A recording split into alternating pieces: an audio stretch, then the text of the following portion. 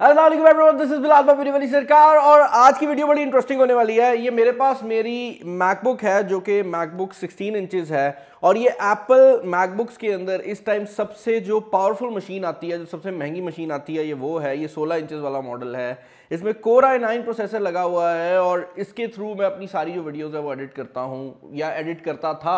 उसके बाद हमारे बैक साइड पर ये जो कंप्यूटर आप लोग देख रहे हैं, इसको एडिटिंग के लिए हमने इस्तेमाल करना शुरू कर दिया क्योंकि ये एप्पल के लेटेस्ट M1 प्रोसेसर के साथ आ रहा है और किसी हद तक ये Core i9 को कुछ डिपार्टमेंट्स में compete करता है और कुछ एरियाज में बीट भी कर देता है। तो ये बड़ी इंटरेस्टिंग चीज़ है क्योंकि ये जो मशीन मेरे सामने मौजूद है, इसको टोटल बनाने में जो पैसे लगे थे वो तकरीबन $4000 थे, जबकि वो जो मशीन है उसकी प्राइस टैग जो एप्पल की तरफ से ऑफिशियल आती है वो तकरीबन $1000 के करीब बनती है। अगर आप उसको स्पेक आउट करते हैं तो वो 1000 और 4000 का डिफरेंस है, लेकिन परफॉर्मेंस जो है वो सिमिलर है।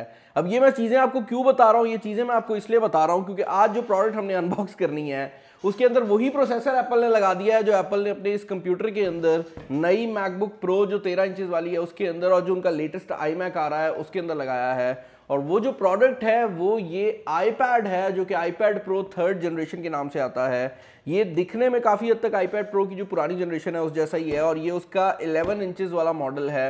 इसका जो बड़ा वाला मॉडल है उसमें स्क्रीन का भी डिफरेंस है, मैं कोशिश करूंगा वो भी दिखा दूं क्योंकि उसकी स्क्रीन काफ़ी इंटरेस्टिंग है। लेकिन ये जो प्रोडक्ट है काफ़ी मज़ेदार किस्म की प्रोडक्ट है। ये iPad 11 इंचेस 3rd जनरेशन है और ये उसका वाईफाई मॉडल है। इसका ऑफिशियल प्राइस टैग एप्पल की तरफ से तकरीबन $800 आता है और इसके अंदर एप्पल ने वही प्रोसेसर लगाया है जो कि एप्पल के मुकम्मल फुल साइज कंप्यूटर्स में लगता है। और ये चीज़ बहुत इंसेन है क्योंकि इतनी परफॉर्मेंस के लिए जनरली जब आप कोई भी प्रोसेसर लगाते हैं तो आपको उसके साथ पंखा वगैरह लगाना पड़ता है, लेकिन पता नहीं एप्पल ने क्या किया है और एप्पल ने इस टैबलेट के अंदर ये लगा दिया है। और एप्पल को अक्सर लोग कहते हैं कि ये ओवर प्राइस्ड है, एप्पल को अक्सर लोग कहते हैं कि ये इनोवेशन नहीं करते, लेकिन टू बी वेरी फ्रैंक जिस एरिया में एप्पल कोशिश करता है कि उन्हें मेहनत करनी है उस एरिया में फिर सिर्फ एप्पल ही होता है।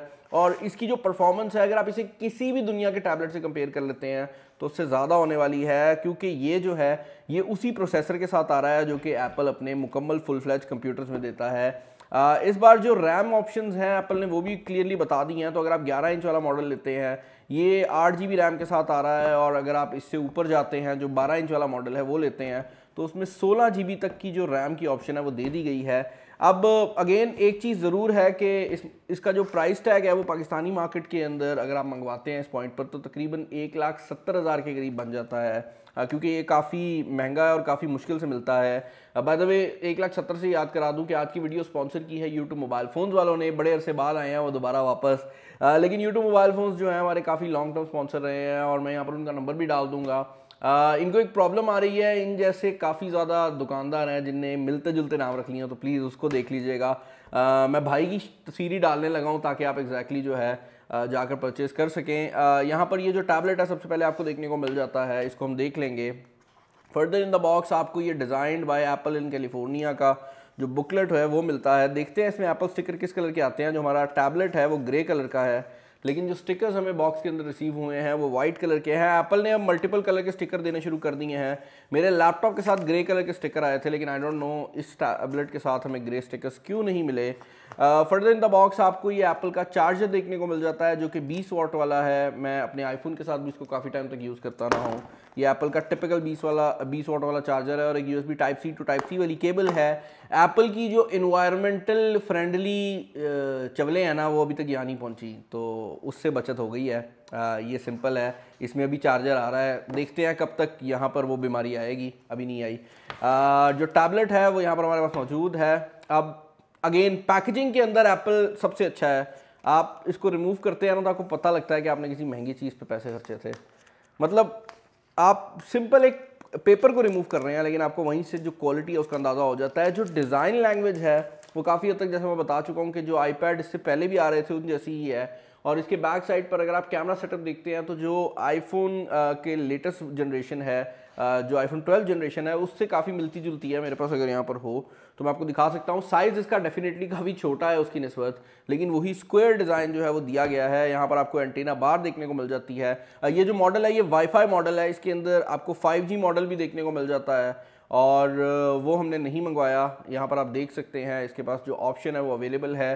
और ये जो है भाई नीचे आपको टाइप सी की पोर्ट देखने को मिल जाती है और बैक साइड पर कनेक्टर मौजूद है जिसके थ्रू आप अपना जो केस है वो इसके साथ लगा सकेंगे। ये जो टाइप सी कनेक्टर है इसके बारे में एक मज़ेदार चीज़ बताता हूँ। ये जो टाइप सी कनेक्टर है ये थंडरबोल्ट सपोर्टेड है और ये USB 4 की स्पीड को सपोर्ट करता है। तो इसकी जो टोटल बैंडविड्थ है वो 40 गीगाबिट्स पर सेकेंड है। अंदाजे के लिए बता देता हूँ कि इवन काफ़ी बड़े जो कंप्यूटर्स आते हैं, मतलब आप लेटेस्ट कंप्यूटर्स ले लें, उनकी भी जो USB पोर्ट्स होती हैं वो इतनी बैंडविड्थ नहीं दे सकती।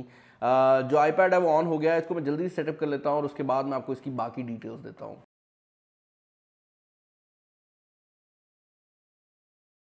ओके भाई, ये सबसे मुश्किल है मेरे लिए इस तरह से करना। वैसे आईपैड जो है इसको फाइनली मैंने रेडी यहाँ पर कर लिया है। अब मज़ेदार बात यह है कि यहाँ पर ये जो 11 इंचेस वाला मॉडल है ये अभी भी लिक्विड रेटिना डिस्प्ले के साथ आता है, जबकि जो इसका 12.8 इंचेस वाला मॉडल है उसमें लिक्विड रेटिना XDR डिस्प्ले लगाया गया है। आसान अल्फाज में बताऊँ तो भाई ये एक LCD डिस्प्ले है जो कि एप्पल लिक्विड रेटिना कहता है, और जो XDR वाला है जो 12.8 वाला है वो मिनी LEDs के साथ आ रहा है। मिनी LEDs एक नई टेक्नोलॉजी है जो इससे पहले हमने किसी और प्रोडक्ट में चेकआउट नहीं की। इनफैक्ट मैंने अभी तक बिल्कुल भी चेकआउट नहीं की क्योंकि इसमें मिनी एलईडी है नहीं। ये OLED से मैं ये कहूँगा कि कम परफॉर्मेंस देती है, लेकिन एप्पल के पास क्योंकि अपने OLED डिस्प्लेज नहीं है तो एप्पल मिनी एलईडी की टेक्नोलॉजी जो है उसमें हेविली इन्वेस्ट कर रहा है। और मिनी एलईडीज़ ज़रा सस्ती होती हैं OLED की निस्बत, तो आपको ज़्यादा एक्सेसिबिलिटी जो है वो प्रोवाइड कर देंगी। खैर वो जब आएगा उसको टेस्ट आउट कर लेंगे। यहाँ पर ये एप्पल का iPad Pro है तो इसके अंदर जो प्रो मोशन है वो अवेलेबल है, जिसका मतलब ये है कि ये जो स्क्रीन है ये 120 हर्ट्ज़ के ऊपर अडेप्टिव है, यानी कि ये ऑटोमेटिकली अपनी ज़रूरत के हिसाब से अडेप्टिवली 120 हर्ट्ज़, 60 हर्ट्ज़, 90 हर्ट्ज़ उसके ऊपर जाएगी। ये एप्पल के iPad Pros के अंदर हमने काफ़ी पहले से देखा है और इसके अंदर भी ये चीज़ अवेलेबल है।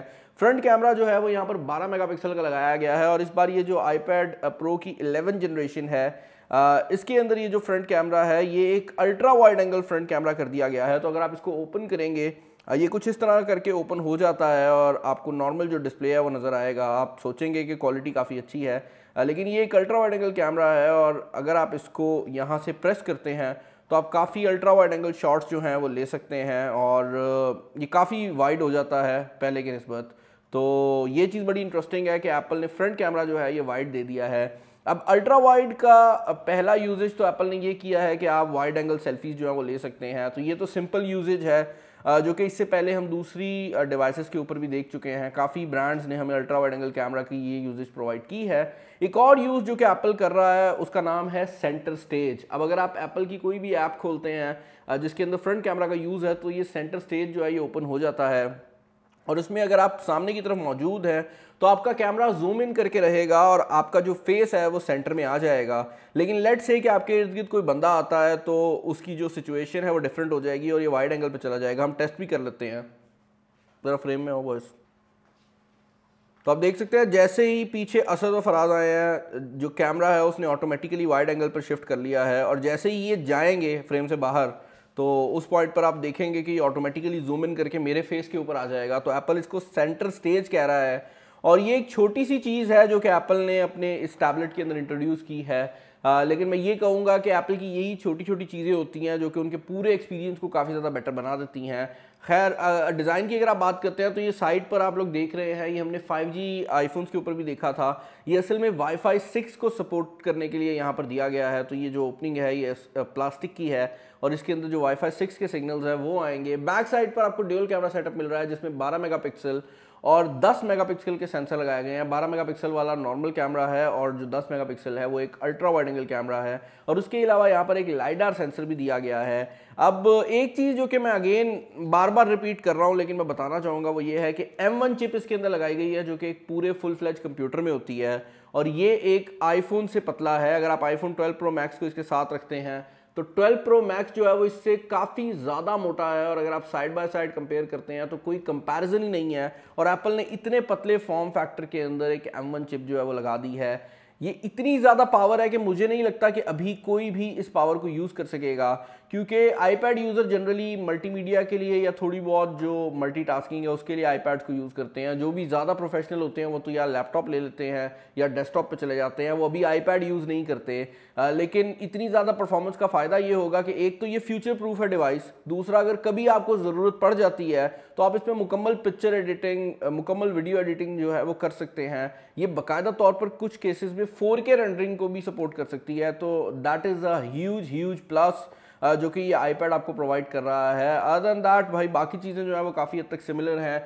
वही 4 स्पीकर जो है वो आपको यहाँ पर देखने को मिल जाते हैं। माइक्रोफोन की एक काफ़ी सॉलिड एरे लगाई गई है। आई थिंक 5 माइक्रोफोन्स हैं जो कि यहाँ पर अवेलेबल हैं, और इसकी फेस आईडी जो है वो अभी भी उसी तरह से काम करती है, यानी कि साइड पर कैमरा है लेकिन आप इसको ओपन कर सकते हैं। तो काफ़ी चीज़ें ऐसी हैं जो कि सिमिलर रखी गई हैं, लेकिन काफ़ी चीज़ें ऐसी भी हैं जिनमें हमें काफ़ी ज़्यादा चेंज मिला है। किसके लिए है ये आईपैड, आई डोंट नो, क्योंकि जब आप आईपैड को एक लैपटॉप की तरह यूज़ करना चाहते हैं तो आपको आईपैड का जो केस है वो लेने की ज़रूरत पड़ती है, और अगर आप आईपैड का केस ले लेते हैं तो मैकबुक एयर से ये जो आईपैड है महंगा हो जाता है। लेकिन देन अगेन अगर आपको 5G चाहिए, आपको मतलब आप इसका जो सेलुलर वर्जन है वो लेना चाहते हैं, आपको 5G चाहिए और आपको एक ऐसी डिवाइस चाहिए जिस पर आप एप्पल पेंसिल को भी यूज़ कर सकें, तो शायद आपके वर्क फ्लो में ये चीज़ जो है वो आ सके। लेकिन मुझे अभी नज़र नहीं आता कि कोई भी प्रोफेशनल सिर्फ इसलिए इसको ख़रीदे कि उसको M1 की ज़रूरत पड़ने वाली है। बाय द वे ये 6K का जो एप्पल का डिस्प्ले आता है ना उसको भी सपोर्ट करता है, तो एक तार के थ्रू आप 6K रेजोल्यूशन का जो मॉनिटर है वो भी चला सकते हैं। तो चीज़ें काफ़ी ज़्यादा हैं इसके अंदर, लेकिन मुझे ये नहीं समझ आ रही कि कौन सा बंदा इसको इन सब चीज़ों के लिए परचेस करेगा। वैसे फ्लेक्स करना है दोस्तों के ऊपर तो आप कर सकते हैं। चैनल पर नया, चैनल को सब्सक्राइब कर लीजिएगा, वीडियो को लाइक कर दीजिएगा, दोस्तों शेयर कर दीजिएगा। इस वीडियो में इतना ही, अपना ख्याल रखिएगा। This is Bilal signing off. अल्लाह हाफ़िज़।